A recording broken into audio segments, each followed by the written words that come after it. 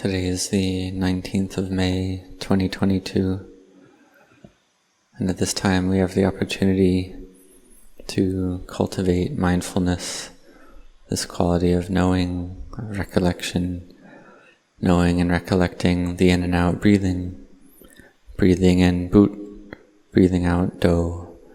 We can also cultivate loving kindness, wishing oneself well and happy, wishing all beings, may they be well and happy. And these are all ways to make the mind peaceful. We call them samatha kammattanas, meditation objects that lead to tranquility. Then there's vipassana kammattana, which leads the mind to have wisdom. This word vipassana, the first part, vi, is related to the word viset, which means that which is excellent. So to see excellently, to see clearly, to know according to the truth, according to Dhammas that should be known and seen. And if the mind lacks peacefulness, lacks collectedness, then we don't know clearly. So we can see that this quality of samadhi, of collectedness and peace is important. So we make our body peaceful, make our speech peaceful, and this is virtue, which is peacefulness. Then to make our mind peaceful, we call this samadhi. And we really apply our minds, have this quality of pouring our minds into the practice, applying them, which we call citta, the mindfulness in all activities. With the in and out breathing, we have the faith to be mindful of the in and out breath, to make the mind peaceful, to give rise to understanding. Because if the mind is just busy and distracted, then wisdom doesn't arise. So we see the use of samadhi in the training of the mind, the use of this quality of peace and collectedness, which we need. And we need this quality to succeed in our mental training, to have knowledge and wisdom arise, to walk according to the teachings of the Buddha. And so all the subjects we study, all the kinds of work we do, we need to have this quality of setting the heart on the task. We need to like and enjoy what we're doing, because if we don't enjoy it or like it, then we just feel hot and agitated. So we do our activities with mindfulness, with enjoyment. Then we can lose ourselves in that work or activity. And work that's on a subtler level is this training of the mind. And sometimes we see that our intentionality or our application of mind decreases. This is when our chanda decreases. We might feel bored or weary of training the mind. And then when the time comes to sit meditation, to chant or walk meditation, the defilements, the kilesas, they pull us to do other things, to be lost in the ways of the world. And this is something that takes away our time. So we need to set our hearts well, to see that this training of the mind is something important in our lives, something that's important to do before our bodies degrade and pass away according to their nature. So we need to have effort and perseverance in this. Anything we do, any kind of work or training, we need to have patient endurance and effort in order to succeed and grow. And if we just feel weary and bored and lazy, then we don't succeed, we don't reach our goal. And we see that there are many things that pull the mind outside from doing goodness and merit. But if we strive with sincerity and effort, then success is not beyond our ability, not beyond our capacity for effort. So we have various thoughts that arise, and we are intent not to follow those thoughts, not to go outside the path to freedom. And we see that the monastic rules and practices are important in the training of the mind, to be content, to be humble, to be in harmony with the community, not to trouble the community, to have effort, and to set our hearts well. To have this quality of firm effort, not to give up or retreat. We can observe our own minds well established, firmly established. And so effort in sitting and walking, we should understand what this means to have effort in sitting and walking. If the mind is just distracted and agitated, if it's not focused or concentrated, and we just let our mind go, then we're doing effort without a goal. We're just having effort in terms of maintaining the posture of sitting and walking, but it has no benefit, no usefulness. So this isn't what we call real effort, because the mind's just floating away. It's just like if we're studying, reading a book, and our mind is just thinking about other things. Or we're listening to the Dhamma, but we don't understand what's being said because our minds aren't focused. It's like the story of the son of Anathapindika who went to listen to the Dhamma, but he didn't want to listen. He didn't have chanda, and faith didn't arise, because he just wanted money, because his father told him if he listened to the Dhamma and learned one phrase, then his father would give him money. So he sat far away from the Buddha. And we can observe that people in school, when they sit far away, they're not very intent to learn. But those who sit close in the front row, for instance, have this firm intent to learn, to listen, and to study, to train their minds. But the son of Anathapindika sat far away. He didn't have interest. And we can think, well, who is really interested in the world? We can see that we had the son of a very wealthy man, Anathapindika, and he was just lost in sense pleasures, lost in the world, lost in the pursuits of young people, of pleasure and money. And he already had a lot of money and a lot of fame.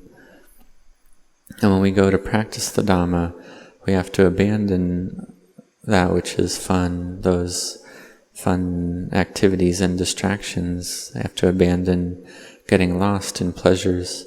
We can see that no one wants to do this. And so Anathapindika's son didn't want to do this either. He just wanted to follow the worldly way, and so he sat far away.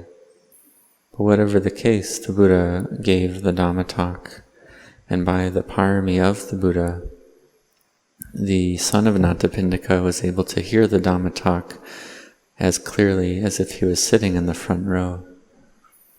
It reminds me of the time at Wat Marp Jan, or the time when I lived at Wat Marp Jan. Luang Pu Cha would speak without a microphone in the Dhamma hall, and even 20 meters away, one could still hear him clearly.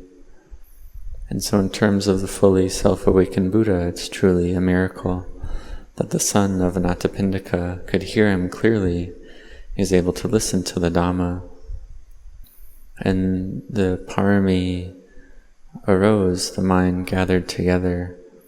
The iddhipadas, the 4 iddhipadas, were present, the 5 faculties, the 5 powers, the 7 factors for awakening, the Noble Eightfold Path, the 4 bases for success, all the 37 wings to awakening, which are the Dhammas that are required in order to see and realize the Dhamma.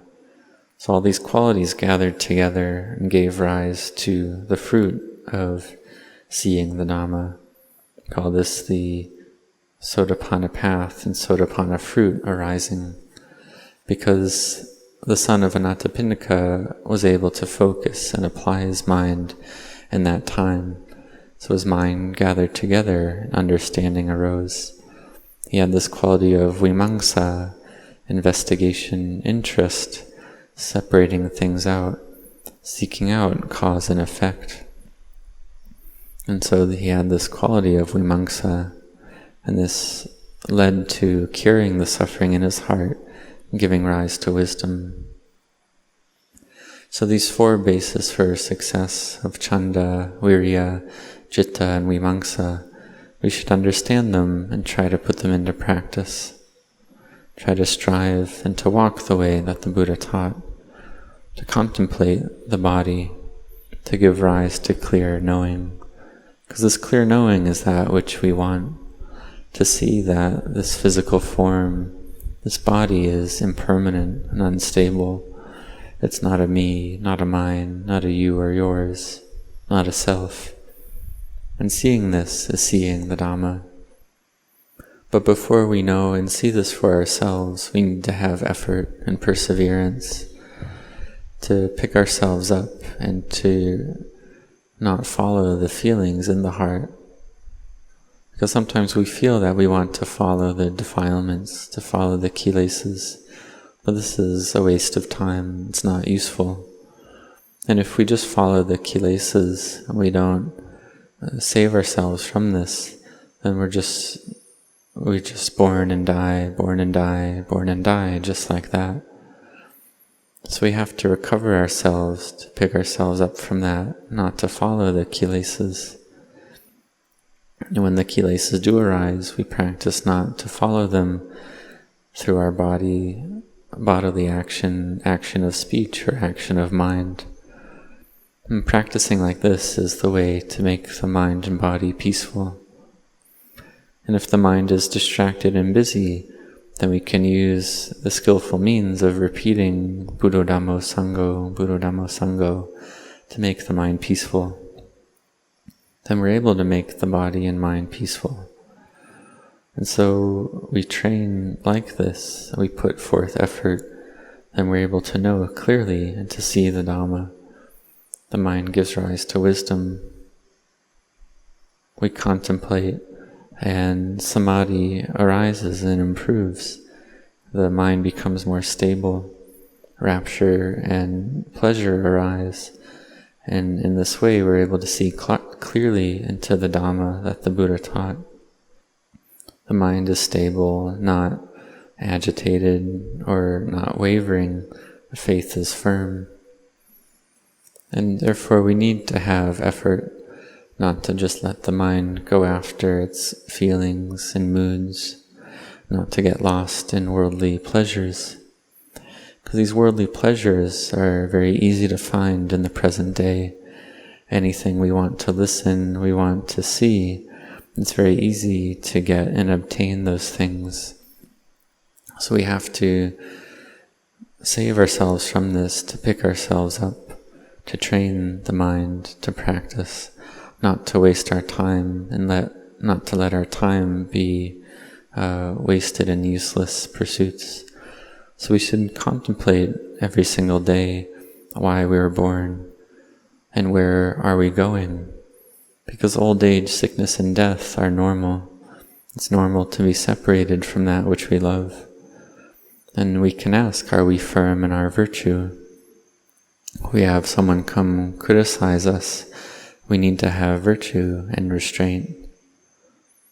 And we contemplate that bhikkhus and novices rely on others for their livelihood, because bhikkhus and novices have no wealth of their own. But the wealth of a monastic is the monastic virtue, these 227 precepts of the bhikkhu sangha. This is the wealth of the sangha.